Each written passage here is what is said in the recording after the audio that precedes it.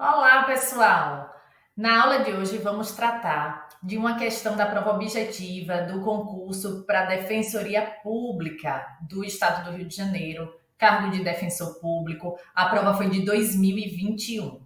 Essa questão é uma questão bem interessante porque traz elementos suficientes para a gente revisar aqui aspectos importantes, tanto da jurisprudência quanto do texto legal relacionado ao Estatuto do Desarmamento e, além disso, parte geral do Código Penal. A questão é essa aqui. Como de costume, eu vou pedir para que vocês leiam atentamente essa questão, com esse vídeo pausado, e daqui a pouquinho a gente retorna para poder avaliar assertiva por assertiva, tá certo? Vamos lá, podem dar pausa no vídeo. E aí, o que vocês acharam dessa questão? Vejam, não é uma questão de grande complexidade, mas realmente demanda que o candidato tenha conhecimento sobre jurisprudência e também se atente, tenha recordação sobre a letra da lei e inovações legislativas. Então, a atualização do candidato foi bastante demandada nessa questão. Vamos dar uma olhadinha nas assertivas. A questão pede já enuncia aqui que o Estatuto do Desarmamento, no seu capítulo 4, define crimes relacionados às armas de fogo e munições, considerando casos concretos de réus denunciados por esses delitos e, conforme o entendimento das cortes superiores, o que é correto afirmar. Vamos lá. A primeira assertiva diz o seguinte: em hipóteses de apreensão de armas de fogo e ou munições de uso permitido e restrito no mesmo contexto fático, há crime único, aplicado o princípio da consunção e não concurso de crimes, uma vez que se trata de condutas que tutelam o mesmo bem jurídico. Então, a questão está dizendo que caso haja uma hipótese em que tenha sido apreendido arma de fogo ou munição, seja de uso permitido ou proibido, estando tudo no mesmo contexto fático, é crime único e não concurso material de crimes. Veja, essa assertiva demanda conhecimento sobre a jurisprudência. E percebam que nessa hipótese o enunciado fala que foram apreendidas armas ou munições de uso restrito e de uso permitido. Nesse caso, existe a abrangência de tipos penais com objetividades jurídicas diferentes. Uma que acautela justamente aquele contexto em que o uso é permitido e outra que o uso é restrito. Veja que os tipos penais que albergam cada uma dessas condutas são tipos penais diferentes com penas diversas. Então, não se pode falar que num contexto, ainda que seja único, em que tenha sido pego um agente com munições ou armas de uso permitido e de uso restrito, a gente está diante de um crime único. Não, são dois crimes diferentes, apesar do contexto ali ser o mesmo, mas existem duas tipificações penais diversas, inclusive com gravidades distintas, tanto que o legislador aplicou pena mais grave para o caso daqueles armamentos considerados de uso proibido e, em relação a esses, penas mais branda em relação àqueles armamentos ou munições considerados de uso permitido. Então, nessa hipótese, não é possível falar em crime único, mas em concurso material. É nesse sentido que se apresenta a jurisprudência. Observem aqui, eu trouxe um julgado de 2020, é um julgado recente, mas que invoca uma jurisprudência de 2018, demonstrando que já é um entendimento que vem se consolidando, no sentido de que a posse de munições de uso permitido e de uso restrito caracteriza os delitos previstos no artigo 12 e 16 em concurso material, ainda que apreendidas no mesmo contexto. Veja, a questão parece que foi retirada exatamente desse julgado. Aí ressalta-se que o afastamento da consunção Entre esses crimes, também partiu apenas da valoração dos fatos reputados como provados na origem, pois restou assentado que os agentes tinham a posse de munições de uso permitido, bem como o uso restrito. Então, consunção não é aplicada, é concurso material de crimes. E voltando então à questão, ela está falsa. Não é hipótese de crime único, é hipótese de concurso material de crimes. Vamos para a próxima assertiva, o item B.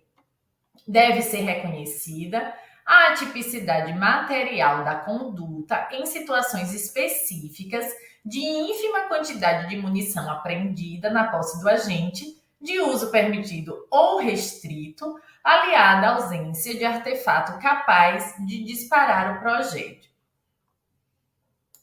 A questão fala em atipicidade material.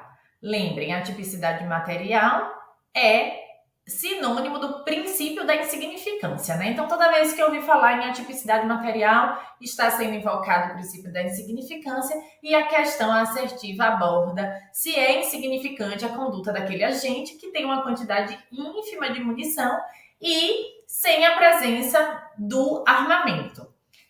Bom, essa também é uma assertiva que demanda conhecimento jurisprudencial e o STJ tem decidido exatamente nesse sentido. Aliás, não só o STJ, o STF também tem se posicionado da mesma forma.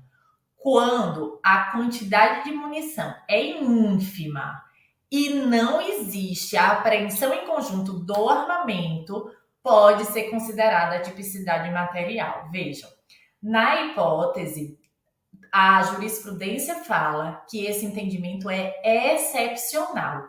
E eu trouxe para vocês um entendimento bem recente do STJ que eu gostei muito, porque todo o histórico jurisprudencial sobre esse tema vinha falando realmente que se reconhece excepcionalmente a tipicidade material, mas esse julgado trouxe um pontozinho bem interessante, apesar de óbvio, e eu gostaria de chamar a atenção de vocês. Vejam só. Esse julgado aqui, ó, de junho agora desse ano, dia 30 de junho, fala o seguinte: este Superior Tribunal reconhece a possibilidade de aplicação do princípio da insignificância ao delito de porte ilegal de munição de forma excepcional, desde que, além da ínfima quantidade de apetrecho, desacompanhado da respectiva arma de fogo, aí esse foi o pontozinho que eu gostaria de destacar, estejam presentes os requisitos do referido postulado, ou seja, os vetores que foram assinalados lá naquela decisão antiga do STF para aplicação do princípio da insignificância, que são mínima ofensividade da conduta do agente, ausência de periculosidade social da ação e reduzido grau de reprovabilidade do comportamento, além de inexpressividade da lesão jurídica provocada. Vocês têm facilidade de decorar, de memorizar aí esses vetores. Lembre, periculosidade, reprovabilidade, ofensividade e lesividade. Eu fazia uma palavrinha com as iniciais, era PROL. Então, periculosidade, reprovabilidade, ofensividade e lesividade, eu nunca esquecia. Colocava os adjetivozinhos antes, que às vezes não importa se você confundir mínima, inexpressiva ou ínfima, o importante é que vocês lembrem mesmo das ideias de periculosidade, reprovabilidade, ofensividade e lesividade. E eu gostei desse julgado justamente por isso, porque além da ideia de reconhecer a tipicidade nas hipóteses, repiso, de que a quantidade da munição é ínfima, ela está desacompanhada do armamento apto para disparar e, além disso, os outros vetores que precisam ser verificados para o reconhecimento do princípio da insignificância devem estar presentes. E por que eu estou chamando isso? Chamando a atenção disso? É porque essa questão trouxe esse julgado trouxe um outro ponto que pode ser objeto de uma nova questão em prova. Vejam só como é que ele fala nessa partezinha seguinte. Olhem só. O tribunal de origem, ao acolher a apelação interposta pela acusação, logrou demonstrar o elevado grau de reprovabilidade do comportamento ao afirmar que o réu havia recebido a benesse da suspensão condicional do processo. Entretanto, veio a incidir em outra conduta criminosa de homicídio tentado com uso de arma de fogo, pelo qual já foi pronunciado. Então foi interessante esse julgado, porque apesar de trazer esse entendimento do STJ no sentido de aplicação do princípio da insignificância, disse, mas espera aí, quando um daqueles vetores lá indicados pelo STF, que ensejam a incidência do princípio da insignificância, não se fizerem presentes, esse entendimento obviamente não se aplica. E na hipótese desse julgado foi justamente a questão de haver o descumprimento de um benefício que teria sido dado ao agente em momento anterior. Então fiquem atentos, porque essa nuancezinha pode ser objeto de um questionamento aí na sua prova. Então, voltando à nossa questão, o item fala, deve ser reconhecida a tipicidade material da conduta em situações específicas de ínfima quantidade de munição apreendida na posse do agente, de uso permitido ou restrito, aliada à ausência de artefato capaz de disparar projétil, tá certo. É esse aí o entendimento do STJ. Mas vamos continuar lendo as assertivas. A gente já percebe, portanto, que a correta é a letra B, mas vamos avaliar as próximas, porque é a oportunidade que a gente tem de revisar esse assunto. Vejam só. C. Aplica-se o princípio da insignificância e se reconhece a tipicidade material do crime de posse ínfima de quantidade de munição de uso permitido, ainda que a moldura fática do caso revele a apreensão de arma de fogo e drogas com agente. Veja, o entendimento aqui está contrário ao que a gente acabou de examinar, porque esse entendimento do STJ demanda que não seja apreendida a arma de fogo. E se, além da apreensão da arma de fogo, também tem drogas, dá para perceber que a reprovabilidade já é maior. Então, aqueles vetorzinhos ali não estão respeitados e, portanto, o item C é falso. A próxima, item D. Apreendido armamento que passou a ser considerado de uso permitido após a entrada em vigor de decreto, a norma penal posterior deve incidir de forma imediata a fato anterior, desde que não decidido por sentença transitada em julgado, porque favorece o agente em harmonia com o princípio da retroatividade da lei penal mais benéfica. Essa questão aí está falando de sucessão de lei penal no tempo. Fiquem atentos. O nosso ordenamento jurídico, o nosso sistema penal adota a teoria da atividade, ou seja, aplica-se a lei do tempo da ação criminosa. Agora, existem exceções à teoria da atividade, que comporta justamente a ideia de extratividade da norma. A extratividade está dividida em duas possibilidades: ultratividade e retroatividade.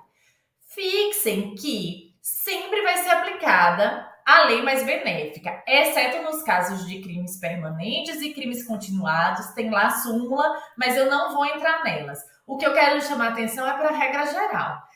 Quando a disposição for mais benéfica ao acusado, é ela que se aplica. Se a norma é posterior à ação, ela vai retroagir para o tempo do crime. E se a norma mais benéfica é a anterior que foi revogada, então a gente vai ter uma ultraatividade da lei penal, porque ela que já foi revogada vai ainda, vamos dizer, reviver para atingir aquele fato e poder ser aplicada, posto ser mais benéfica.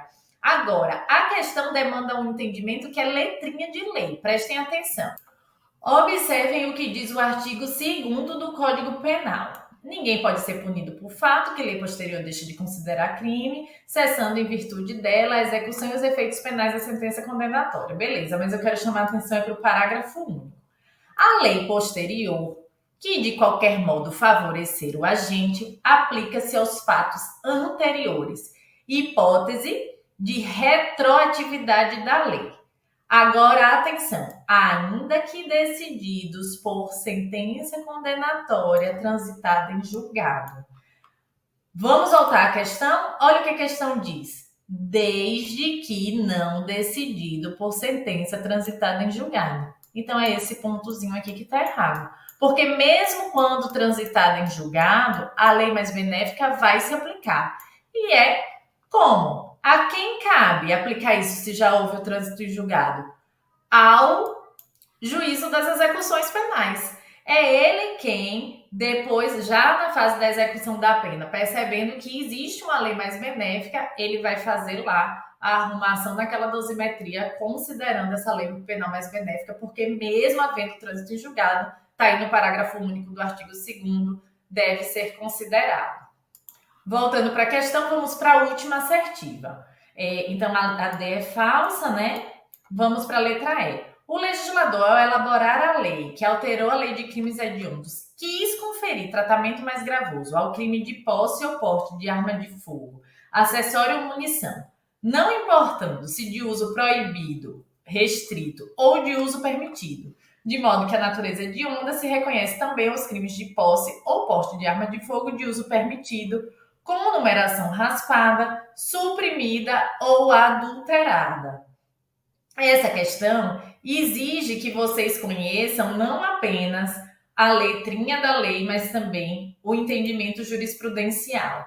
Veja, a Lei de Crimes Hediondos, que foi reformada pelo pacote anticrime, ela previu aqui no parágrafo único que também são considerados hediondos o crime de posse ou porte ilegal de arma de fogo de uso proibido, tá certo?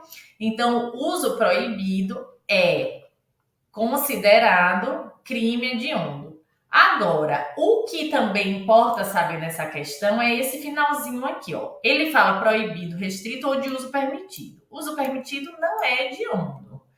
E, além disso, há entendimento do STJ que quando a numeração é raspada, suprimida ou adulterada, não se considera hediondo se a arma originariamente for de uso permitido. Então, essa questão aqui está falsa e a resposta correta é a B, conforme a gente já tinha observado. Pois bem, pessoal, encerramos a análise dessa questão. Espero que vocês tenham compreendido. Foi uma oportunidade bastante interessante de a gente fazer uma revisão sobre o Estatuto do Desarmamento e a sua aplicação aí, os entendimentos jurisprudenciais a respeito do assunto. Eu vou ficando por aqui. Um forte abraço. Qualquer dúvida, entre em contato com a gente. Até mais.